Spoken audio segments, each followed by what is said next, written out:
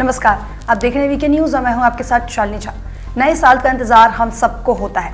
हम सब इस इंतजार में होते हैं कि नए साल के साथ हम सभी पुरानी चीजें भुलाकर नए साल की तरफ बढ़ते जाएंगे।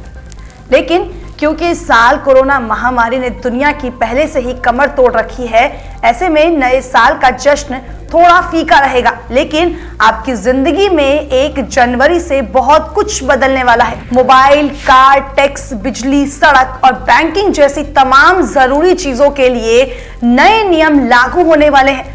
अगर आप इन बदलावों को लेकर पहले से तैयार रहते हैं तो आपको आने वाले समय में जरूर फायदा होगा। नया साल 2021 आपके साथ बहुत कुछ नया लेकर आने वाला है। आपके घर का कैलेंडर ही नहीं बल्कि आपकी और हमारी जिंदगी से जुड़ी बहुत सारी चीजें 1 जनवरी 2021 से बदलने वाली हैं। तो चलिए हम आपको बताते हैं कि वो बदलाव जो आप सबके लिए जानना बेहद जरूरी है। गाड़ियों पर 1 जनवरी 2021 से टोल पार करने के लिए फास्टैग जरूरी होगा। बिना फास्टैग के नेशनल हाईवे टोल पार करने वाले चालकों को 2 गुना चार्ज देना होगा। फिलहाल सभी टोल प्लाजा पर 80% लाइनों को फास्टैग और 20% लाइनों को कैश में इस्तेमाल किया जा रहा है।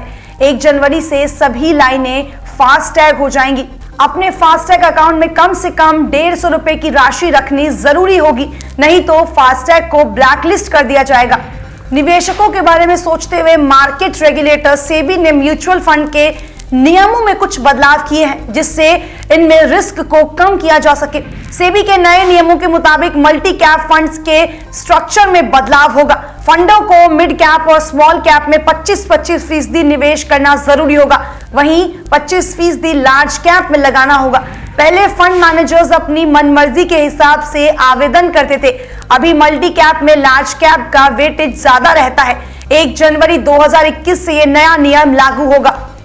Amazon पे, गूगल पे और फोन पे से लेन देन करने पर ज्यादा चार्ज देना पड़ सकता है।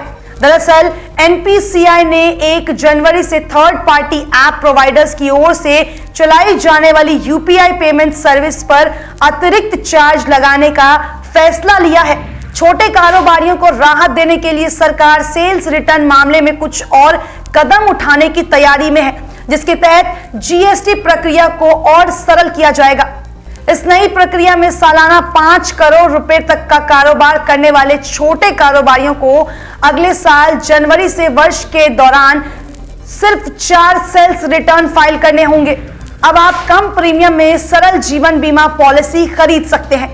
IRDAI ने बीमा कंपनियों को आरोग्य संजीवनी नामक standard regulator health insurance plan पेश करने के बाद एक स्टैंडर्ड टर्म लाइफ इंश्योरेंस पेश करने का निर्देश दिया है।